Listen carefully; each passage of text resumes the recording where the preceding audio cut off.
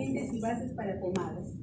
¿Qué función tiene el excipiente? ¿No? Sirve de soporte al principio activo. ¿Es cierto? Yo quiero por de protección final de la pomada frente a diversos externos. Otro que bien, ¿no?, nos ayuda a, digamos, a que nuestra piel, ¿no?, se encuentre pues humectada, ¿no? Luego vamos a ver que toda pomada, toda crema tiene un pH determinado, ¿no? Eso es importante, ¿no? Porque si ese pH, por ejemplo, es muy básico, puede ocurrir quemaduras. Si es muy ácido, irritación. Entonces también el pH debe ser muy similar a la piel, ¿no? Hay otras personas que tienen una piel muy sensible, entonces también hay que elegir, ¿no?, cremas que sean buenas para la piel. Lo que a mí me hace bien, de repente a Howard no le hace bien, ¿no? Entonces depende del pH de la piel, ¿no? Muy bien. Luego vamos a ver que tiene que tener buena tolerancia, no irritación o sensibilización. Luego tiene que haber compatibilidad física y química con el principio activo, o sea que no debe reaccionar. Todo excipiente es inerte, ¿no? Es inerte, solamente es un medio que acompaña para que el principio activo se pueda utilizar adecuadamente, ¿no? Entonces no debe reaccionar, es inercia frente al principio activo. Estabilidad frente a factores ambientales garantiza su conservación. Otro que facilita la extensión sobre la piel. Y luego también tenemos que en algunos casos, como las cremas oftálmicas o aquellas que serán aplicadas sobre heridas, deben ser capaces de esterilizarse. Y en ese proceso de esterilización no debe haber su degradación de su principio activo. ¿Ya? Muy bien. Ahora, otro, ceder adecuadamente el principio activo, caracteres organolépticos agradables, debe tener la capacidad para incorporar sustancias solubles en agua y en aceite, capacidad para actuar en piel grasa o seca, facilidad para transferir rápidamente a la piel las sustancias activas, no deshidratar ni desengrasar la piel, ¿no? Porque imagínense que hago una crema yo que en vez de hidratarme, me deshidrate mi piel, ¿no? Que de repente se me forme escoriaciones, heridas. Entonces, de acuerdo al grado de penetración del excipiente, las preparaciones semisólidas pueden ser epidérmicas, dérmicas y subdérmicas, ¿no? Eso es lo que les explicaba al inicio. ¿Y cuándo son epidérmicas? Cuando su penetración solamente es externa, de acción emoliente o protectora. Dérmica ya tiene un poder de penetración mayor, es decir, penetra hasta capas profundas. En este caso pueden ser las pomadas rubefacientes o las que son cicatrizantes, antipruríticas. En este caso, para preparaciones dérmicas utilizo la lanolina como un excipiente, ¿no? Y las subdérmicas son aquellas que van a atravesar la piel con posibilidad de absorción por el sistema circulatorio, permitiendo una acción general, ¿no? En este caso, aquellas subdérmicas ya pueden ser los anestésicos locales, las hormonas, las vitaminas, ¿no? Hay cremas, por ejemplo, que están a base de vitamina C, son cremas subdérmicas, ¿no? Luego los antirreumáticos, ¿no? Entonces, miren ustedes, esa es la diferencia, ¿no? Entonces, eso tienen ustedes que diferenciar bien. ¿Y qué es una crema, no? Es una forma farmacéutica que está constituida por dos fases. Una fase lipófila y otra acuosa, ¿no? Hay también cremas hidrófobas e hidrófilas, ¿no? Las hidrófobas son mayormente agua en aceite. Quiere decir que acá, ¿no?, la parte externa va a ser el aceite y la parte interna va a ser el agua.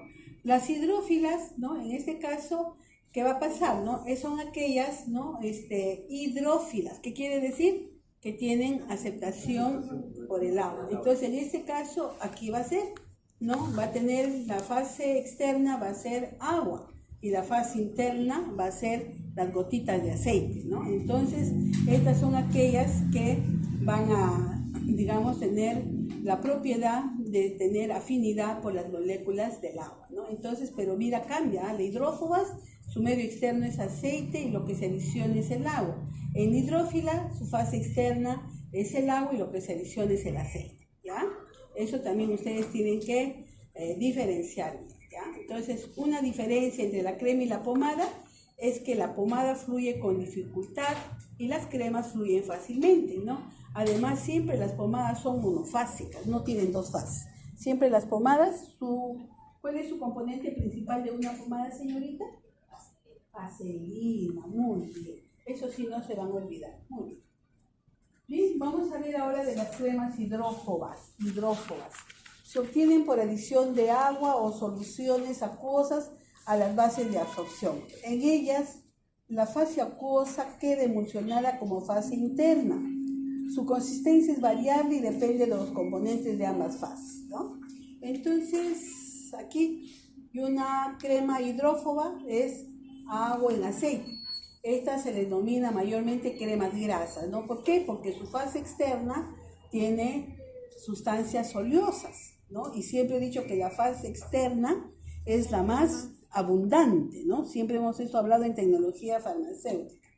Entonces, aquí esta crema, por su naturaleza, que es bastante, que tiene grasas, que tiene sustancias oleosas, ¿no? Deja en la piel grasa, brillante, además permite la lubricación, son emolientes, asimismo se pueden utilizar en procesos de isoxilo 2, ciclometicona tetrámera 5, vaselina en la proporción de 2, lanolina 3. Esto sería la fase oleosa. Acá tenemos la fase acuosa, que tenemos aquí el cloruro sódico, la glicerina y el agua purificada, cantidad suficiente para 100 gramos, ¿no? Entonces, aquí vemos una crema, ¿no? Agua en aceite. ¿Cuál es la que tiene mayor composición? La fase oleosa. ¿Y cuál es la que tiene la menor composición? La fase acuosa, ¿no? Siempre no se olviden, esa es la fase externa y esta es la interna. Y siempre la fase externa es la que es más abundante, ¿ya? Nosotros sabemos que para hacer una preparación es importante considerar la agitación, la temperatura y la forma como estamos combinando ambas fases, ¿no?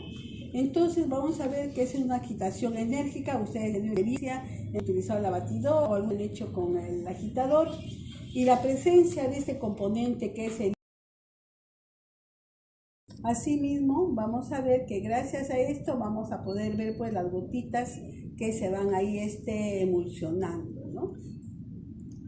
Ahora, cuando hablamos de las cremas, aceites sobre agua, que son las hidrófilas, la fase externa es la fase acuosa, que es la más abundante.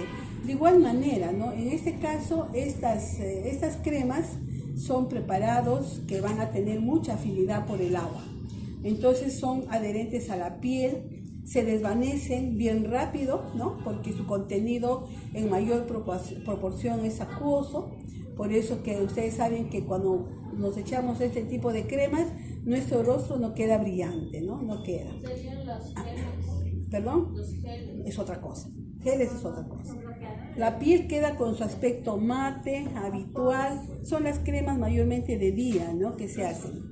Tras la aplicación de estas cremas evanescentes, ¿no? Dice evanescente porque rapidito ¿no? se comienza a penetrar y nuestra piel no está brillando, ¿no?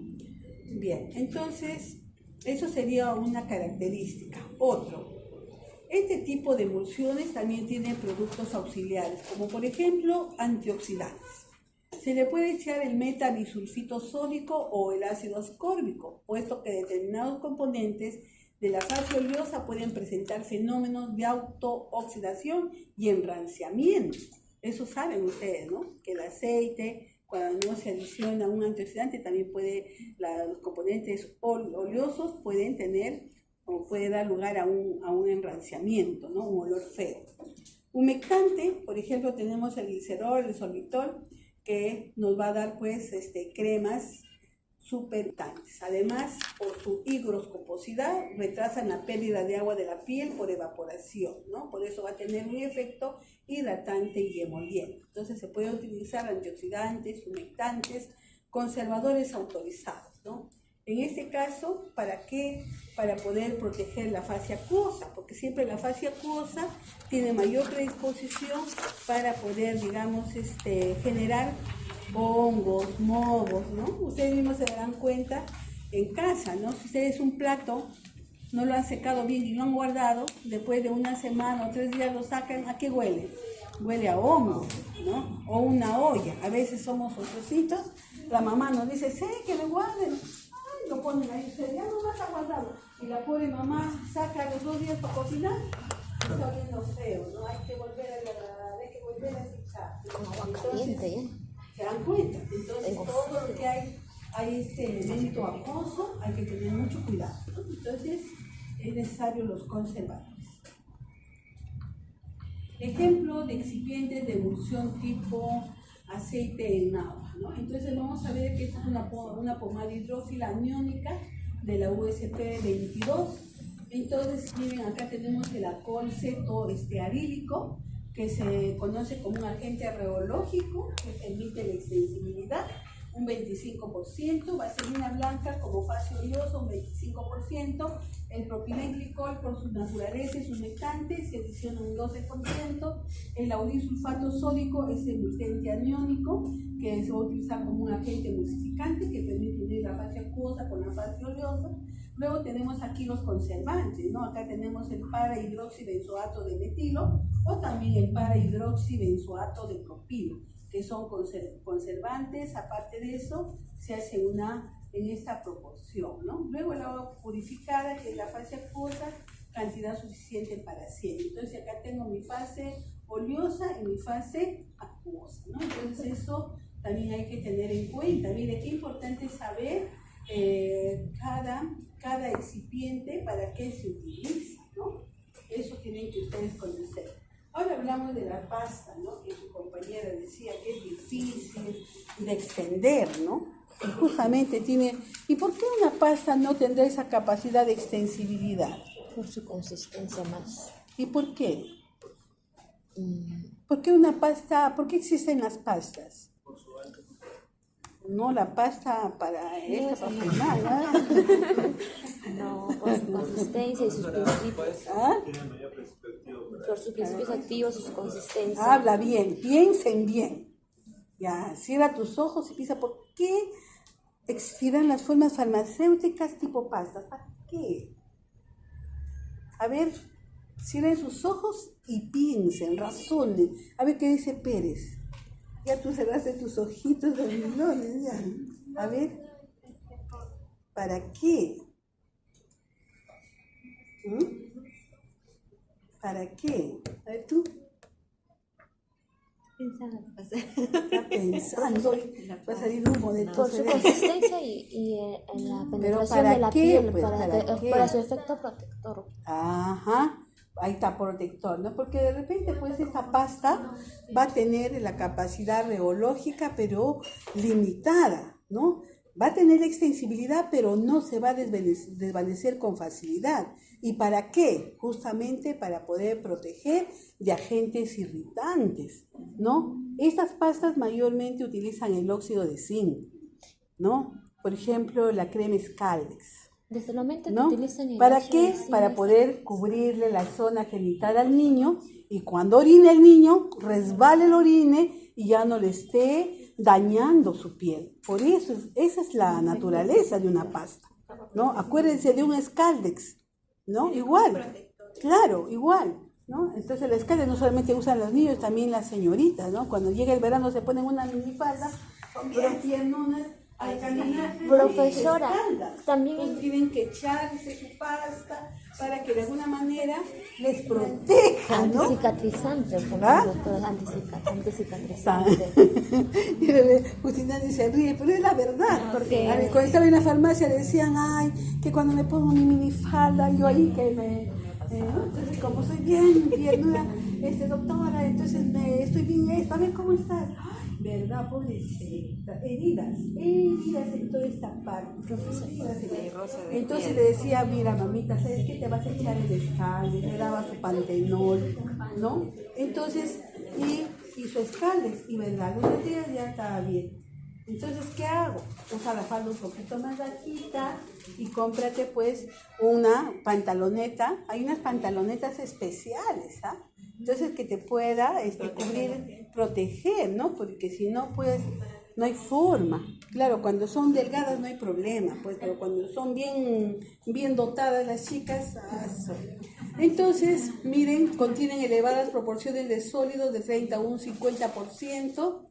Asimismo, estas pastas nos va a permitir, por su misma consistencia, ¿no? Son bastante, digamos, que nos pueda dar esa oclusividad, si podríamos decir así, ¿no? Oclusividad, porque no nos va a permitir que se sube, ¿no? Simplemente al momento de comenzar a extender, tapona, ¿no? Tapona. Por eso siempre cuando echamos una pasta, después hay que hacer la limpieza, ¿no? ¿Para qué? Para que los poros puedan, ¿no? Permitiendo la respiración de la piel. Contienen polvos insolubles como el óxido de zinc, el almidón, el caolín, el talco, el silicato de magnesio con trazas de aluminio, ¿no? Siempre que he hecho una pasta yo he usado mucho el óxido de zinc y el caolín, ¿no? También el talco. Otro ejemplo de una pasta dérmica, ¿no? Esta pasta de dióxido de titanio, la fórmula es de P73, miren, tienen todos estos componentes, óxido de titanio, clorofensol, óxido férrico, el caolín, el óxido de zinc, glicerina, el agua purificada cantidad suficiente para 100, miren, ¿ve? Óxido de titanio, óxido de zinc, el caolín, ya qué cosa más, ¿no? Miren esta fórmula, es una pasta pero Muy consistente. Esto pues se utiliza para escaldaduras, ajá,